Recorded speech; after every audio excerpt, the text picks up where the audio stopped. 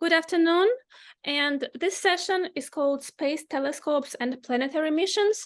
We have 4 speakers today: Lindsay Weiser, Emma Loden, Samuel Courtville, and Anya Shepard. And thank you everyone who has joined, and I see more people are coming in. I would like to give the floor to Lindsay. Oh, hi everybody. So we wanted to do a sort of informal panel where we'll each introduce ourselves and what we do, what we work on. And then we'll talk a little bit about a couple science missions that are really interesting to us and why. And then after that, we have some prepared questions we can talk about, but we also would love to talk about whatever you all are interested in. So if you could throw questions or topics into the chat, that would be great. And we'll kind of use those to decide what to talk about. Cool. So I'm Lindsay Weiser. I'm in my 4th year of working on a PhD at Arizona State in astrophysics. My research is specifically in exoplanet atmospheres. So I'm looking at the atmospheres of planets outside of our solar system to try to figure out what they're made of, how they might have formed, better ways of looking at the atmospheres. So that's kind of my research. And then in addition to that, I also do quite a bit of policy stuff with the Space Generation Advisory Council. And so I'm kind of at the mix of science and policy.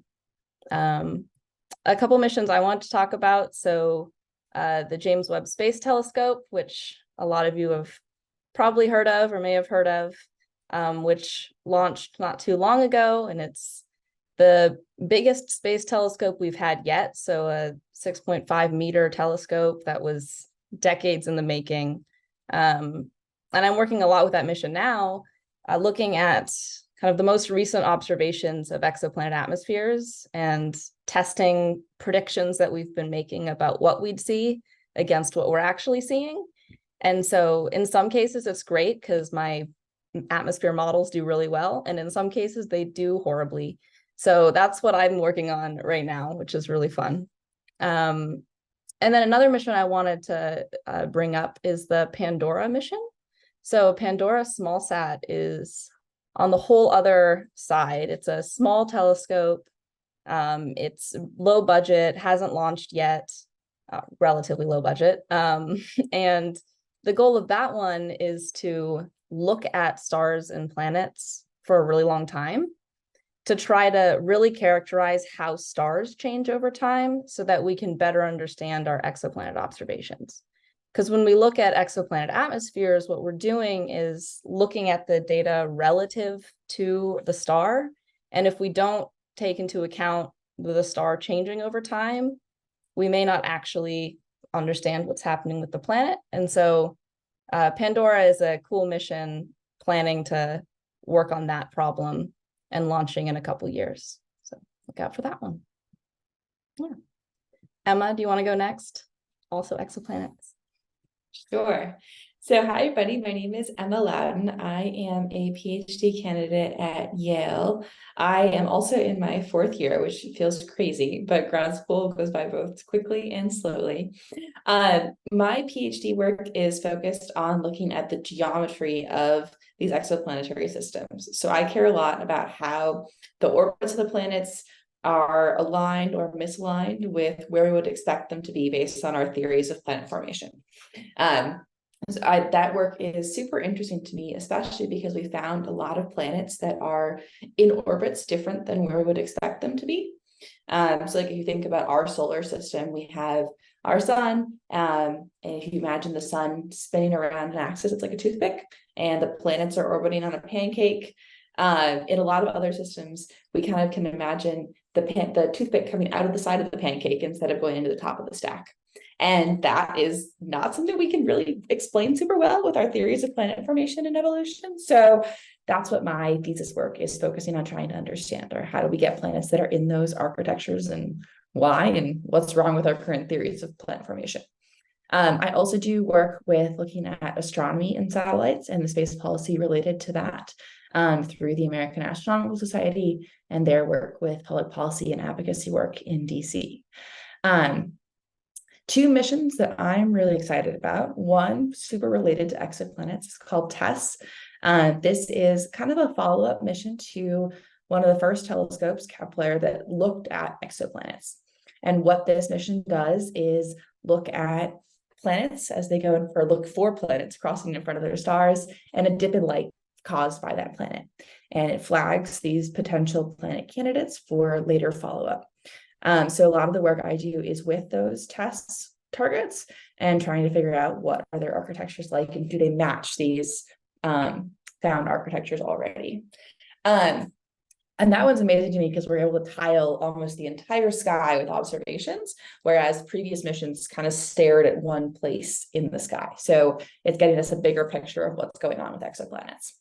And then the other mission is a lot closer to home. It's looking at how do we bring stuff from the surface of Mars literally back home. So the Mars sample return mission would be a follow-up to the Perseverance rover, which I think Anya's going to talk about a little bit more later. But it is this planned mission to try and bring Martian rocks back to Earth and understand them in our labs and be able to get a better picture of what happened on the surface of Mars in the past, which I'm really interested in because a love for Mars is what got me into space in the first place. So I think it'd be really cool to bring stuff back to Earth. Awesome. I'll follow up on that, Emma, since you just mentioned, Mars. My name is Anya Shepard. I'm a PhD student at the University of Michigan, where I am a second year in robotics PhD program. And my work is more on the engineering and computer science side of things, but I interface with the planetary science world quite often because I'm interested in helping rovers navigate more autonomously and more safely through hazardous terrain on Mars. And this involves using machine learning to do terrain classification and also to do complex planning and just have a better understanding of the environment around a rover. And for all this, I have to understand a lot more things about geology than I ever thought I would, but I really have enjoyed getting to, delve into the planetary science side of space exploration, doing this work. One mission I'm particularly excited about and interested in currently right now, because my research revolves entirely around it, are both the Perseverance and the Curiosity rovers. I am also involved in the science operations for the Perseverance rover at JPL, so I've really gotten to see how that works from a day-to-day basis. And I think the Perseverance is interesting, not only because it's, a pretty new rover, a couple of years old, really persevered through COVID for all the scientists that have been working on it as it was, touching down a crazy time. And also I kind of see it as the end of an era of this type of rover that has been sent up to Mars. We've had decades of rovers on Mars, and they've all been kind of the same, extremely expensive, launched by NASA, having similar sorts of instruments on them. And they provided us with extremely excellent science about the surface of Mars. But, with other countries and agencies and companies coming in to, this sort of second space boom of commercialization, I think there's a really interesting future for rovers being smaller, more modular, more able to explore interesting areas that aren't, as safe to traverse on Mars. So I'm really excited for what's next in the world of rovers on the moon and Mars, and also very glad to have Perseverance as helping us do the science we need to do to figure out how to get there in the future.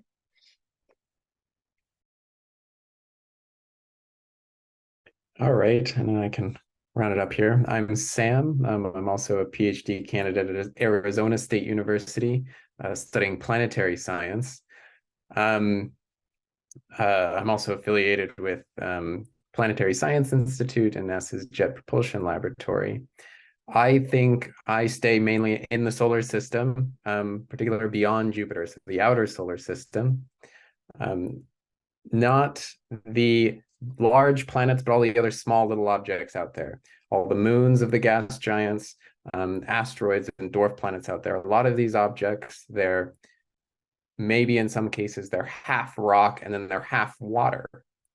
Most of the water is going to be frozen, it's going to be ice, But at some points in history, maybe even now, some places there's liquid water in places. And so I'm very curious about how these water-rich environments evolve over time. Are any of them habitable today? So I think a lot about the interior compositions of these small bodies in the outer solar system. I make lots of crazy predictions. There's not too much spacecraft observations from many objects out there. But I'm excited for 2 upcoming missions. So there is NASA's Europa Clipper mission. That'll launch sometime next year, hopefully. It's going to send a spacecraft to Jupiter's moon, Europa. And we think that Europa is a rocky interior. And then on top of that interior is a layer of liquid water, a big ocean, maybe 100-kilometer thick ocean. And then on top of that is an ice shell. And so we see the icy outer shell. And when Europa Clipper gets there, it's going to use a bunch of geophysical instruments to try to constrain how thick the ocean is and hopefully get out whether or not it could be habitable, whether microbes or other life forms could live there. And then hopefully there would be a follow-on mission many years after that, and where we can actually get into the ocean and see what's there. The other mission I'm super excited about is NASA's Psyche mission, which is going to an asteroid that's also called Psyche. It's going to launch on October 5th, fingers crossed. It is headed to an asteroid about the size of Massachusetts, I think, is one of the analogies that's used, or comparisons that's used quite often. And what's special about this asteroid is we actually think it's very metal rich.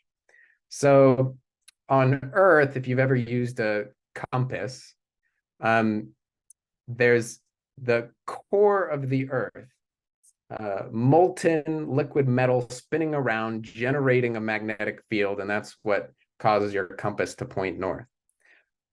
We could never get to the center of the Earth to investigate what's going on in the core, what it's made of. But this asteroid, 16 Psyche, might be a metal core that had the rest of the planet stripped away from catastrophic impacts. So that's going to be a super exciting mission, which will hopefully get to the asteroid in 2029. Cool. Yeah, thanks all of you. Yeah, so if you have any questions, definitely throw them in the chat, or even if there's just like a planetary body that you're curious about that you want to hear more about, you can feel free to like yell Mars or Moon or something at the at the chat. But then otherwise, the first question I wanted to start off with was kind of what makes astronomy, planetary science, all the science we do really worthwhile, and why, kind of how do you explain why you do it to people who aren't scientists? And so I'll throw that question first to Emma, because I know that that's one she likes talking about. So go for it, Emma. That is exactly right. I love talking about this because I get asked this question a lot, and it's taken me a long time to be able to come up with an answer that I think even begins to capture like why this is what I devote myself to every day. And the answer to me is twofold. So I think that first, there's an intrinsic value that comes from learning about our world and learning about our universe. How do we fit into this picture? Like, it answers questions about like what is on Mars, what is on Europa, what is around the other planets, how do we even begin to understand what's around us? It answers that kind of curiosity.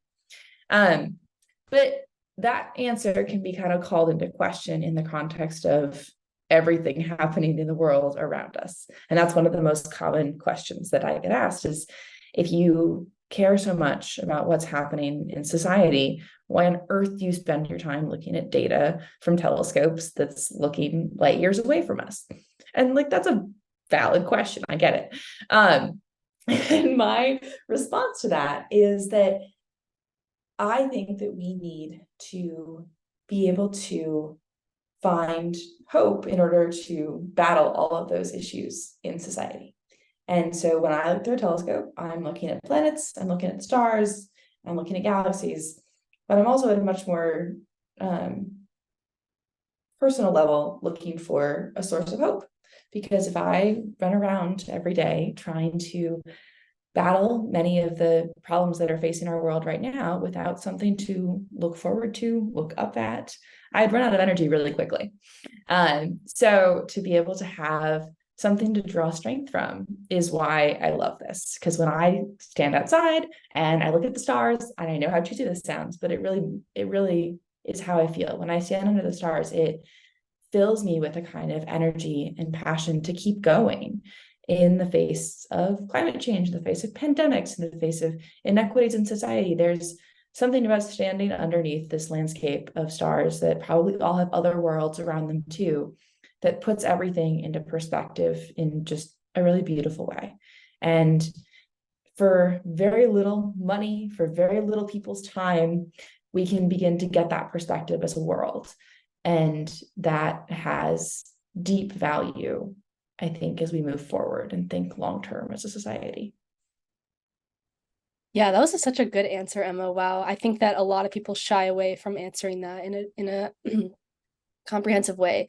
And I have 2 points I wanted to add on. One of which is, humanity has been looking to the stars for many reasons for many, many, many thousands of years. And I think that this is just a current iteration of that desire to understand what's out there in the night sky. And, of course, within reason, NASA's budget is a small slice of the pie, and it is, dollars that are coming from taxpayers. And I think NASA is extremely aware of that. And so, not without care that these dollars are being spent in this way, but I do think that,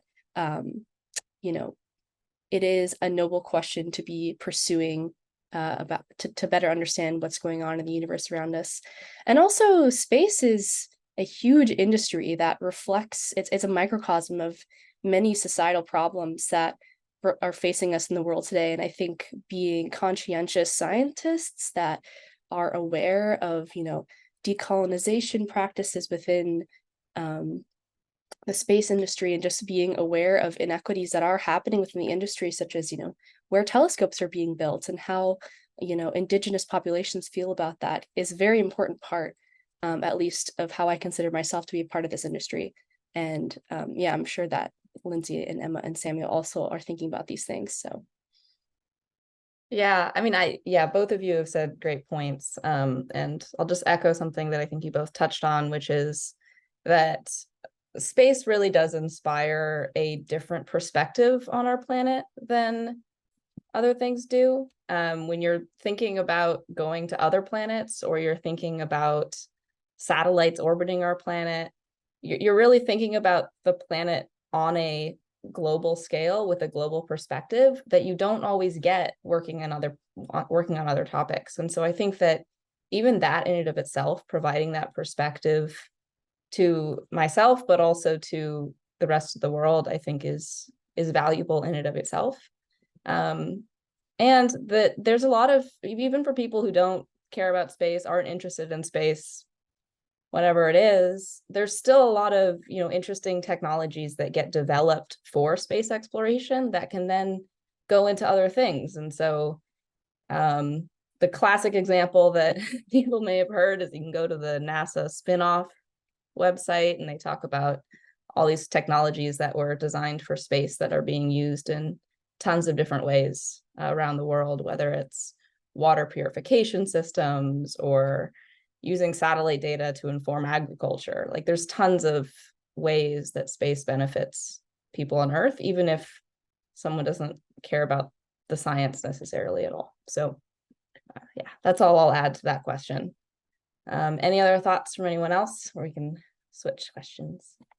Can I chime in with my favorite spinoff?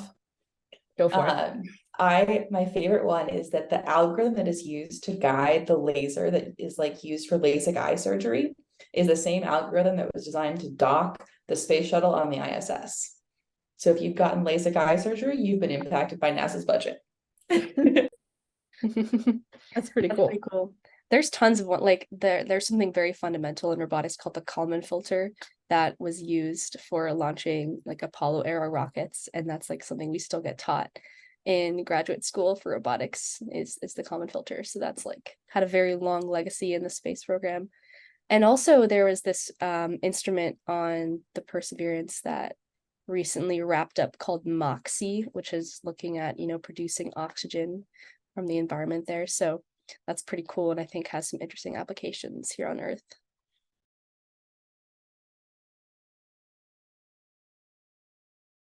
Sam, I saw you unmute. Did you want to add, or I can ask the next one? No, I think those were excellent points. You touched on all the points I'd be able to add.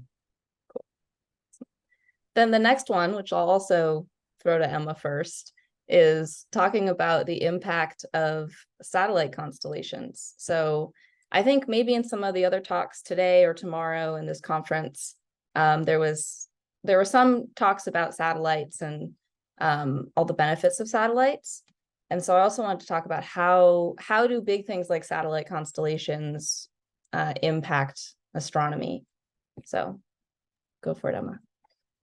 Sure. So I think a lot about this question because I am interested in what satellite constellations can do for the world and also what they are doing in astronomy.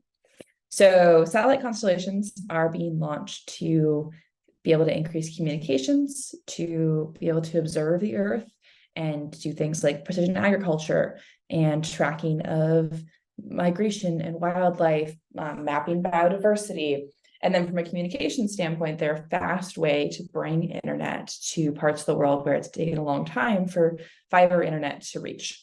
So in my mind, those are really laudable causes. And the satellites are doing really amazing work from both a comms perspective and a observation of the Earth perspective. At the same time, they're creating a new challenge for astronomy because we've had a largely unobstructed night sky for the past couple thousand years that people have been doing astronomy. The most recent change to our night sky was the introduction of electricity, where all of a sudden there was extra light pollution at night, and the Paris Observatory, which had been a really functioning observatory, had to move into the outskirts of France because all of a sudden the lights in Paris were really interacting with how they were preventing telescopes from being able to take observations, basically. And now we have this shift happening where satellites are crossing the field of view of telescopes, and they are reflecting the sun's light, especially around twilight. And that light then can obscure observations. They leave tracks in the data that can appear to be asteroids, which could be a real problem if you're looking for new asteroids. They also have radio transmissions that are used to get data from the satellites down to the ground.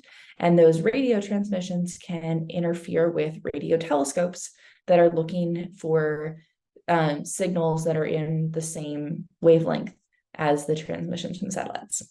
So as an astronomy community, there's been a lot of recent concern about what are these thousands of satellites going to do. And for context, the number of satellites in the night sky has increased by about 9 times over the last 10 years. And that number is supposed to increase by an order of magnitude in the next 10 years. So we're talking hundreds of thousands of satellites in the night sky that previously had less than 1,000. So that's a really big shift. Right now, the impact on astronomy, at least visual astronomy, is about 10% of images. And there's mitigation strategies that can be used to kind of subtract the information from the satellites, from the data, but there's still lots of information. So astronomers are pretty concerned about what are we going to do for the future. And one of the big challenges, and I really like to think of it as an opportunity for astronomy, is to think about what is astrophysics going to look like in 2050? How are we going to reimagine what it looks like to do astronomy with these satellite constellations overhead? Are we going to get really good at mitigation? Are we going to get really good at timing so our telescopes are only open when satellites aren't crossing the field of view? Or are we going to think about what it means to put telescopes elsewhere? Can we get above the satellites? Can we put them on the moon? Can we think about kind of redesigning how we do astronomy? So yeah, I'll stop there, but that's kind of context for what's happening in the astronomy world in response to satellites. Yeah, An anecdote just on that. I remember when I was in undergrad, I participated in like an international citizen science project where you could put together a small team of people and they'd send you like a bunch of images once every couple months or something. And then they just wanted you to like flip through the images to look for stuff that's moving. And if anything was moving, you added a note and then someone would go check if it was an asteroid or something. And it was really fun. But one of the like filters they had us aware of was, okay, but how fast is it moving? Is it moving really fast? If so, it's probably a satellite and you don't need to tell us, because otherwise we're gonna have to check every single satellite in these images and we don't have the time for that. So it was really fun, like flipping through pictures at the time, not knowing a whole lot about it. Just like, is it a satellite or is it an asteroid? I don't know. That was fun. Yeah, and one thing I wanted to add to this is the environmental impact of launching so many satellites. So these satellites have a lifespan of like 5 years, at least for Starlink, that's SpaceX's constellation, which is very different from previous satellites that are supposed to be much larger and supposed to be up there for much longer.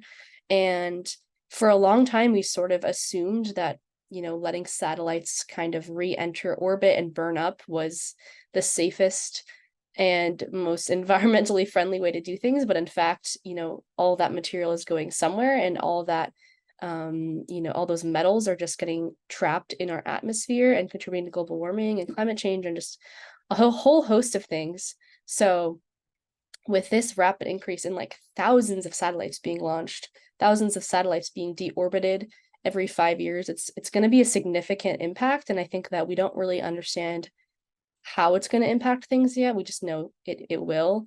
And things are happening at a pretty rapid rate with satellites being launched, that there isn't really a lot of time or resources looking into how that's going to impact things. And especially with the upper atmosphere, when particulates get trapped in there, they get trapped in there for a much longer time than lower atmosphere. So it's definitely an area of concern that we have yet to really resolve.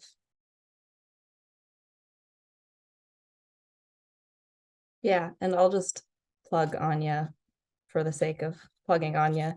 That she's written a few blog posts and stuff about specifically rocket fuels and that kind of stuff. So you should look that up if you're interested, because it is something that isn't necessarily talked about often. So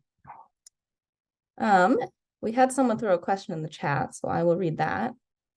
To what extent will space junk have on your own work in the future? Should there be a limit on the amount of new and running satellites, objects in orbit until satisfactory measures have been put in place to deal with space junk already there?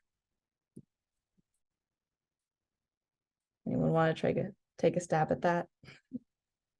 This is an incredibly complex topic, and I feel like I'm not the most qualified person to talk about it. I've just been sort of following a lot of things happening in orbital debris.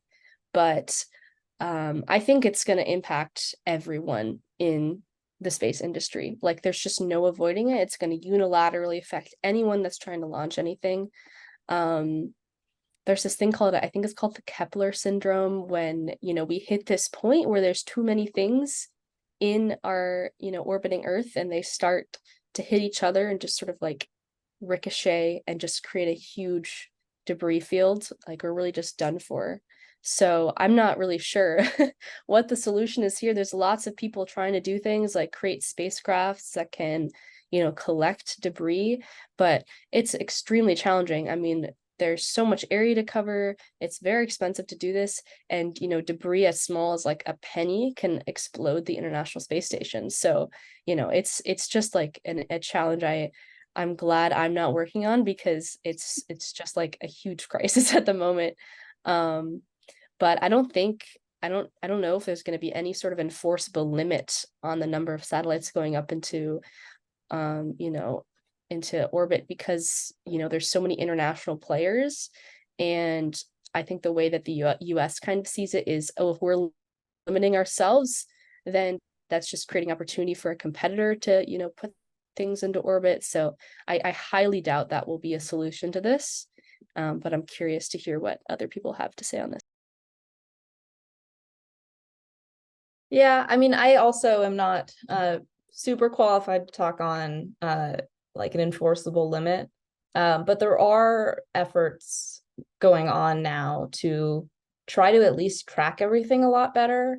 So there's the long-term sustainability guidelines out of the UN, which talk about methods for keeping track of what's launched into space, counting what's launched, making sure that countries kind of register everything so everyone knows what is where, and then also having strategies for deorbiting. So that's another big push recently is anything you launch into space, you have to have a plan to how you're going to get it down when it's no longer useful. So yeah, there's definitely a lot of people talking about this, and I think Anya's right that an enforceable limit would be challenging. But yeah. Anyone else want to jump in? Yeah, I'll just quickly note that there was a recent change in a policy that satellites had to have a deorbit plan within 25 years of being, inoperable, and that was recently lowered to 5 years. So that's some progress at least. But again, it still, brings this question of these satellites are going to be burning up in our atmosphere, which we were just talking about. So not an ideal solution, but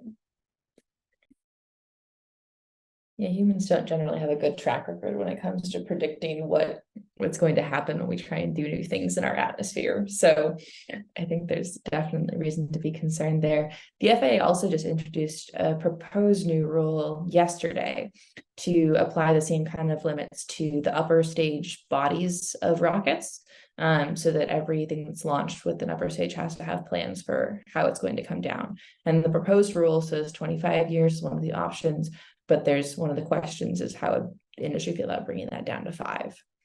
But I think that's the crux of this, is that industry is driving a lot of this growth right now. So it's very hard for the regulation to keep up with what is happening. And it's also a very international problem. So there's very complicated dynamics that come in if you say, okay, so the US has all these satellite constellations up now, but we're going to halt it so that we figure out what limits we can place on constellation launches before the rest of the world does anything else.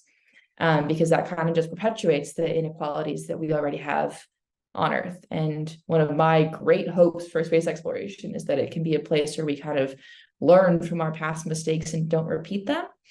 And balancing adding new regulations, adding new limitations when there are existing constellations that have gone up without those is in the midst of trying to prevent perpetuating inequalities is going to be a complicated dance. That I agree with Anya. I'm glad I'm not trying to find the answer to that right now.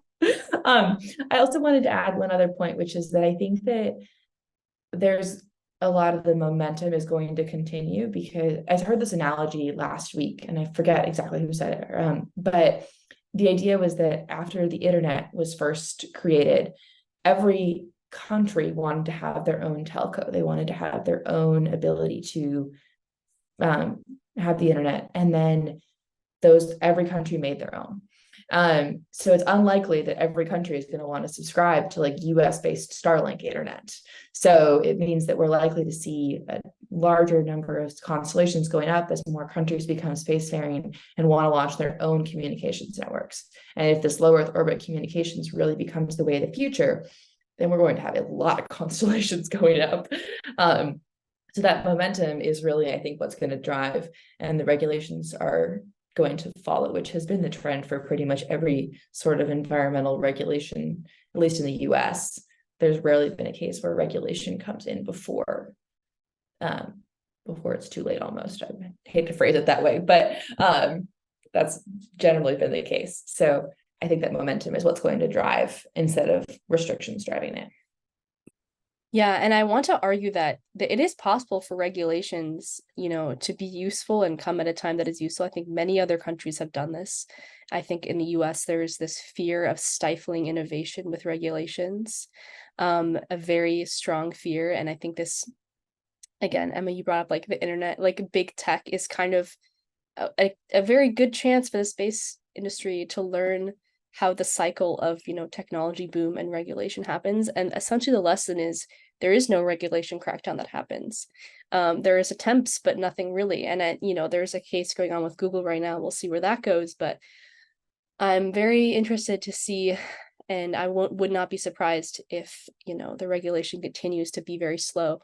I will say one thing that strikes me as different in this case is I think there is a very strong push and a lot of young people really interested in space policy and coming up with solutions to these questions. So like I'm really excited to see where that's going to go in the future. And I think there is a pressure coming from the younger generation on this front. Yeah. Well, that was fun. We had like a little policy intermission there, which was great. But I'm going to pull us back to a little bit of planetary science as well. As you can tell, some of us are also really excited about policy, so we're happy to talk about it. But yes, I'll pull us back a little bit to planetary science and thinking about the Moon to Mars initiatives and Artemis in the US have been really topical. So for even non-scientists, they're a big topic that comes up. So I want to talk a little bit about that and what are the benefits to science, both planetary science for Moon and Mars, but also potentially other areas of science as well. Maybe Anya, do you want to take that one first? Yeah, I can talk a bit about my expertise in machine learning. For example, I think that there's a lot of creative problems that are trying to be solved when it comes to exploring the Moon and Mars. And also, when it comes to this whole, you know, Moon to Mars umbrella term, which means a lot of things. So, you know, I won't focus on everything, but for example, one of the things I think is an interesting problem is we have a lot of orbital data about the Moon and Mars. And similarly, we have a lot of orbital data about the Earth. And I think one thing that my lab works on is how to use this orbital data and how to use generative AI to predict what is on the surface of the Moon and Mars, because, you know, we have extremely limited surface information, like images from the surface. Only places we have rovers are the places we have images. So can we use this orbital imagery to try to predict what's going to be on the surface and what the terrain is going to look like? And this is applicable here on Earth because, again, we have extremely detailed satellite information and much more ground information on Earth, but still limited. And there is work in sort of trying to take satellite images and use generative AI to predict what like a Google Street View might look like in an area or something like that. So there's a lot of machine learning applications that I think are very applicable between the two. And also just in general, I think it's sort of like the next big step for how industry and government agencies are going to work together for space exploration and sort of testing the limits of how far commercial space can go before we sort of, you know, kind of burst the bubble a little bit, and how far NASA is willing to go in terms of deep space exploration. So yeah, I don't know if anyone wants to weigh in on that. Well, I love to think about the idea of having like a research station on Mars. There are so many good science questions about Mars. It's the next most habitable place for humans in the solar system. And there's good evidence that there's been liquid water on the surface. Why couldn't there ever have been life on Mars? It would just be great. A robot can do a lot of things, but there's so much more a human can do in person. They can look at something, ask the question, and then think of a new question to ask. And explore so much more efficiently than a rover. So I love the idea of a research station on Mars. Of course, done carefully because you don't want to accidentally introduce. I mean, it's going to be difficult not to accidentally introduce Earth life at some level. But of course, I think since the 60s, we've been decades away from putting people on Mars for decades. So there's still a long ways to go. And what we learn from putting people back on the moon is really how we're going to get to Mars. It's moon to Mars. Yeah, I totally agree with both of you. But then another one that I like to think about as an astronomer is that, I mean, personally, I don't study the moon and Mars. Interesting, excited to see the information, excited to learn about them both. But personally, I don't study them. So I also like to think about how can this benefit astronomers? And I think one of the best answers that I've heard, that I've kind of stolen to give people, is that the technology that we need to do something like build a research station on Mars is learning how to build in space, learning how to build on other planets, big structures from material that was launched separately.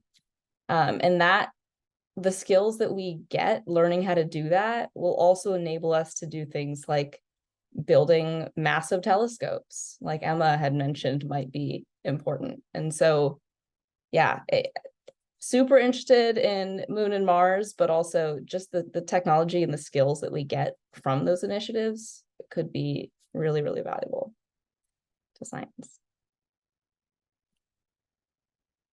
Anyone else have anything to add to that one? I'll just add one little piece to that, which is that I completely agree that I think that astronomy has so much to learn from watching the Moon to Mars project. And if you want to think about solutions for satellite interference in astronomy, the moon is a great solution in a lot of cases. In particular, the backside of the moon is the only radio quiet zone in the inner solar system. So we can put a telescope there, a radio telescope, and with the huge caveat that there's not a huge comms constellation around the moon, you can have radio observations from the craters there, and they can get access to information that is currently kind of mixed in with a lot of other signals here on Earth. So there's a lot of interesting science cases for going back, and I think that those will develop in partnership with the Moon to Mars program, and I'm really excited to see how that goes. Yeah, similarly, there's engineering cases for technology needed to explore the moon. There's lava tunnels on the moon that a lot of people are interested in exploring for protection from radiation, if there's like human habitats and things like that. And a lot of, in recent years in the sort of field robotics area, people are very interested in autonomous teams of robots exploring, dynamic terrain, underground, things like this, even in urban environments. And a lot of that work is extremely applicable and to something like exploring lava tunnels on the moon. And I think that these things kind of go hand in hand and can really help spur each other. And in my lab, we also do underwater robotics, and a lot of, the perception techniques that I use for Mars exploration, we also use for underwater robots, which we use to help us better understand the ocean. We have less of the ocean mapped than we do of the moon. So there's so much more we can explore here on Earth, and all this technology really, helps boost each other in sort of getting further in these exploratory goals. So that's one thing I wanted to throw in there. Nice. Yeah, for sure. Yeah, I hadn't even really thought about the ocean one and rovers also being applied to the ocean. So that's really cool. Obviously, makes sense. Yeah, so then another kind of big reason that at least some people are interested in going back to the moon and Mars is potential resources that might exist for various reasons, whether it's to try to stay there for longer or to try to create fuel to take us further out into the solar system. So maybe I'll give that one to Sam first. Kind of what resources might exist? Are they worth getting? What are your thoughts on that? Well, there's two different, you can broadly separate it into two different categories: things that would be worth bringing back to Earth, and things you're using in space because it's cheaper to get there than it is to bring from Earth. I think one of the things I love talking about, it makes me cringe every time. But if you Google NASA's Psyche mission, a lot of the headlines will say, oh, NASA's mission to explore the $10 quadrillion asteroid. And what this number is someone said, oh, if it's a metal asteroid, that's mostly iron and nickel, but there's a few parts per million of platinum and gold and other valuable precious metals. If you brought all of those back to Earth, you'd get $10 quadrillion. And it's a fun talking point, but it's a bit preposterous because you'd have to refine this asteroid somewhere. Are you going to bring the whole thing back and then refine it? Or are you going to refine it in space? It's 100 kilometers wide. And then if you did bring back that much metal, that's more than the current metal on the market available. You'd crash the market instantly. I don't know. That's a fun economics argument. So the idea of bringing materials back is not well put together yet. Super expensive to do, probably way more expensive to extract anything in space and bring it back to Earth than what it would cost to make on Earth to begin with. So what we're really interested in is what we can use in space for to be used in space to make things cheaper than bringing it from Earth. And so I think one of the phrases you may have heard, if you get into orbit, you're halfway to anywhere. The biggest energy expenditure is just getting into Earth orbit. And from there, it's relatively easy to get anywhere else in the solar system or even beyond. And so you're bringing all this fuel with you, all this extra weight, this fuel to get into space, if you could just get that fuel once you're in space. So you can make rocket fuel from hydrogen or water. You can make hydrogen and oxygen. You can split water apart, make hydrogen and oxygen fuel for rockets. And so if you could extract water from the little bits of water that's in the lunar soil or on the surface of Mars or even in asteroids, you could potentially make it a lot cheaper and easier to go places in the solar system. Because imagine you go to Mars and instead of having to bring all the fuel with you to go back, you can just make it when you're there. That greatly reduces the amount of mass you got to take with you on the way there. Same with the moon. If you're able to make some fuel at the moon and store it so it can be grabbed on your way elsewhere, or even better, an asteroid. An asteroid has very little mass, so it's easy to get to its surface and back. So I think those are the use cases I'm most excited about. Yeah, I think that's a great point. Yeah, I agree with that. And it's interesting. I think one thing that's sort of funny to me that I've seen sometimes in reports thinking about how we would do this is like a huge disclaimer at the beginning of the report, like, we're not actually sure how much is there or how we're going to get it, but if we can figure it out, here's all the cool things we could do with it. So I do think that these are fun and interesting problems that are worth working on, but there's definitely still work to be done, kind of ironing out the details. And I'll add that there are a few teams and missions out there right now, and some that are in development that are working on this exact problem. They're trying to, survey, calculate how much water is available in the lunar poles particularly, and then also in the mid-latitude terrains on Mars. And they're trying to estimate based on satellite observations how much water ice is there that could be extracted. So there are a lot of scientists working on that right now. Emma or Anya want to jump in on that one? I can go to the next question. All right, cool. Then we're actually almost towards the end, but or nearing the end. But another question that I thought would get some of us interested, especially, is thinking about what are the benefits of commercial space for science. We've touched on a few ideas so far, but yeah, let's talk about that next. Maybe Anya first for that one. Yeah, I definitely think that, the commercialization of space has opened up a lot of interesting scientific, potential for scientific progress, and a lot of policy questions that are particularly interesting to me. But I mean, I think talking about asteroid constellations or satellite constellations is a good place from earlier to kind of start. Like, that has great potential for bringing, connectivity to people in rural areas.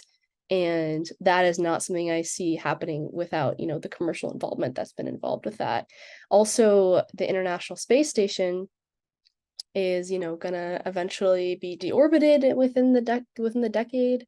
And that has been, a bastion of scientific progress when it comes to space science. And the only viable options I see for continuing that at the moment are commercial. I mean, Axiom Space is working on a space station. I'm not really sure how that's going to turn out, if that's going to be actually economically viable for them to do that. But I think that there's a lot of interest in sort of transitioning that to a commercialized sort of platform. And we'll see how that shakes out. But that's kind of what I've been looking at recently, is how the ISS is going to detransition out. But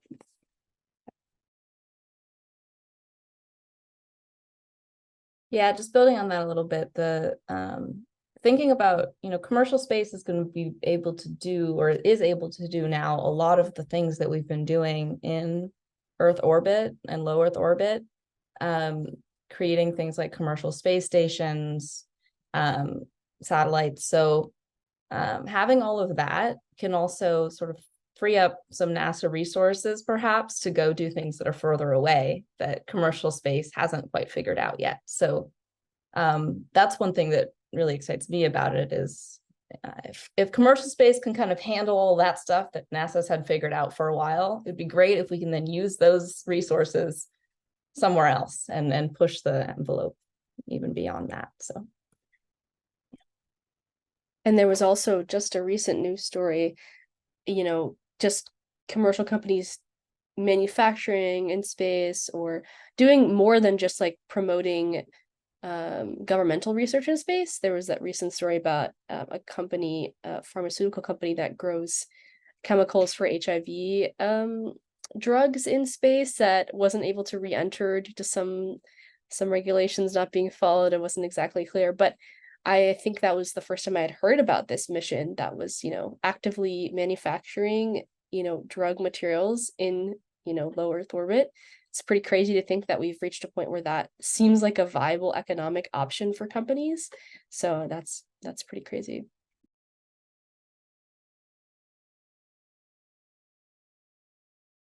I was gonna add on to that, at least for planetary scientists exploring the outer solar system, the more SpaceX rockets that are launching, the cheaper they make it, that's more science we can do in the outer solar system.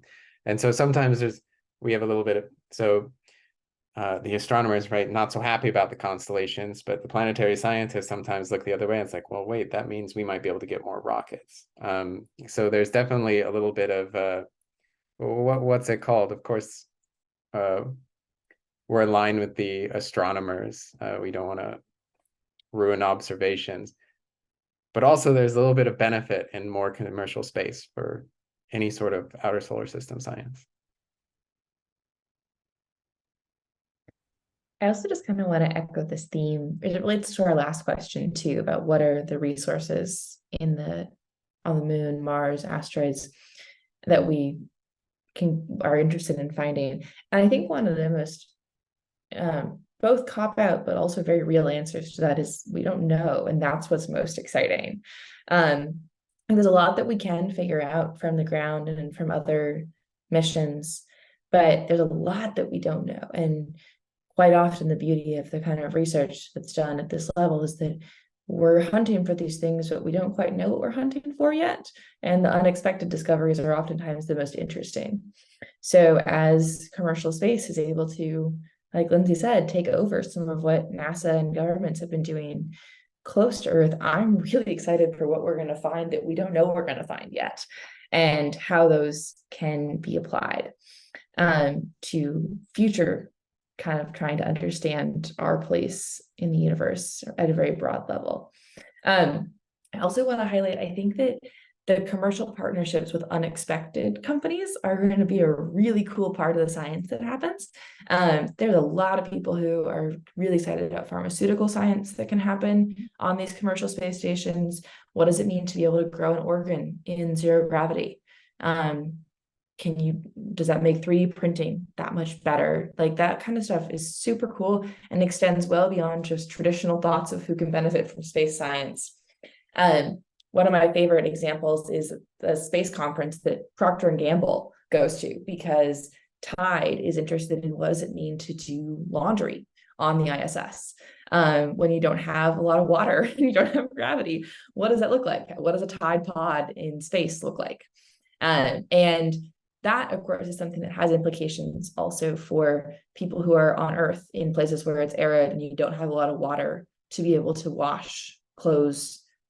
And so that's a good example of where the spinoffs can kind of be unexpected and come from these commercial public partnerships in really cool ways that I think is going to drive a lot of what brings young people into this industry. Is not the Apollo story of the past of like, let's go just like conquer the sky, but instead, how do we use all of these cool innovations on behalf of people on the ground? And like, how do those science innovations drive that forward? Yeah. Connecting to what both Emma and Sam had just said, I think another piece about it is, reducing launch costs or having more frequent launches also just makes it a lot easier for more people to do science in space. So there's a lot of examples now of like rideshare programs where a launch is happening for some other reason, but they'll take along some student research project because it's relatively cheap and easy to do that, as long as it doesn't interfere with whatever else they're trying to launch. Or just cheaper launch costs for anyone to buy space on it. So as much as we talked about all of the challenges and concerns we have with more stuff in space, there's also benefits to it. So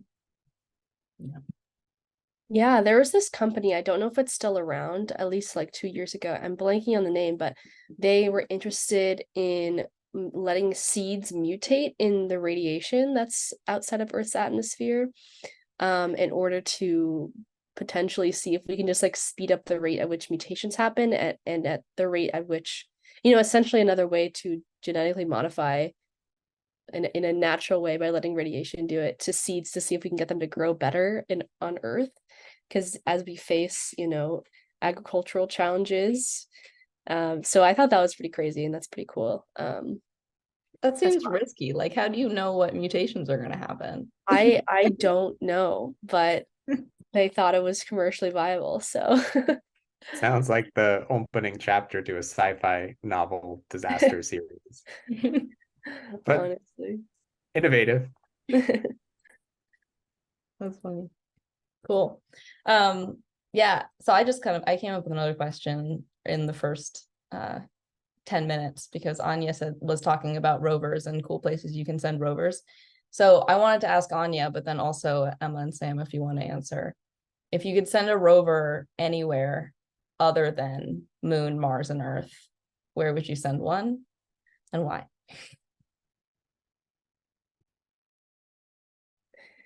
So this might be cheating on your question a little bit, because it wouldn't actually exactly be a rover. Depends on how you define a rover, but I think the next most interesting place I would like to send any sort of robot would be underneath the ice sheet on Europa, as Sam was talking about earlier. I was mentioning my lab does underwater robotics and as well as space robotics. and this is sort of like the marriage of everything that happens in my lab, I think, in the far distant future, if that ever becomes a reality. But we work a lot with like acoustic sensors and acoustic communication, which is the sort of like sensory method you have to use underwater because, you know, radio doesn't work so well underwater. And I'm kind of interested in like solving the problem of if you have a robot that's swimming underneath an ice sheet, how do you get it to communicate with the surface?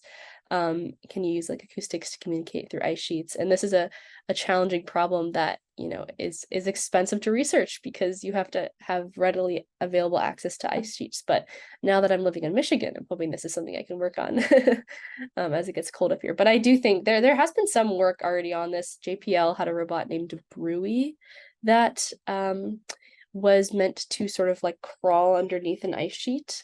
So I'm very interested to see if that's going to go anywhere. Because again, you know, this technology is applicable to better understanding water systems here on Earth. And that would be pretty cool. Whether that's ever going to happen, we'll see. But that is my dream at the moment. Yeah, that's definitely mine as well. I haven't thought too much about things getting into the ocean yet, but just getting to the ocean. So melt probes, not really a rover, but more just like a tube that heats up and then melts its way down the ice sheet until it reaches the ocean. Just doing that would be an amazing step. And then after that, then we need to get the submarine in there, I guess. I think we've got unanimous support for going to Europe, but because that was also the first thing that popped into my head is I want to know what's underneath those ice sheets. But if I had to pick a second one, I would say it'd be really cool to put a rover onto one of the interstellar objects that has come through, like a Momo or Borisov, to learn more about what those bodies are, because there are a lot of questions about that. And there's some of the like only fragments we have outside of our solar system that come close to us that we can actually learn from. So I think that'd be pretty cool. I'd like to send a rover with a huge suite of scientific instruments to Oumuamua. Yeah, and that's a super fun problem because they're interstellar objects, so they fly through our solar system once and then they're gone. And so you need to detect it in advance. You need to have good astronomers finding it before it gets close to Earth. And then while it's on its way, you have to detect it in advance. You have to make a rocket and build your thing and launch it before it's flown by Earth. And so there are definitely some fun concepts out there. Build a rocket, build the thing to go to it, and then wait for an interstellar object. So you have it all ready to go, and then you're just waiting to press the launch button for you to find one that has the right trajectory that you could meet up with it. Yeah, this would be the one NASA mission that would absolutely could not go over time because they have no choice. It has to launch when they say it will. You can't add a decade just because you didn't know what you were doing. Yeah, and then the one other one I think I would throw in there is Venus, because personally, as a atmosphere scientist, I think learning about how Venus's atmosphere is different than Earth is a really interesting problem as we start to look at rocky planets around other stars and other solar systems. How do we know which ones may be more Earth-like and which ones may be more Venus-like or Mars-like? And kind of understanding about how all those planets got to those different states is a cool question. So that's another one for me. Cool. Then we're about at the end of the time. That was all of our prepared questions. Are there any other questions in the chat?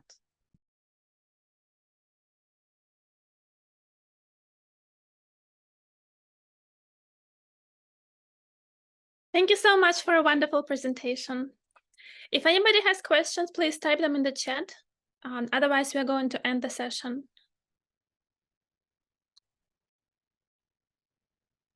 Thanks, everybody. That was fun. Yes, thank you. Thanks everyone for coming and joining us, and thank you for a wonderful presentation. That brings the session to an end, and we have more panels going on tomorrow. Oh, wait, I see something. But it's not a question. Yes, we have more panels going on tomorrow, so please join and check the program on the website. Thank you. Bye-bye. Thank you all. Bye, everyone.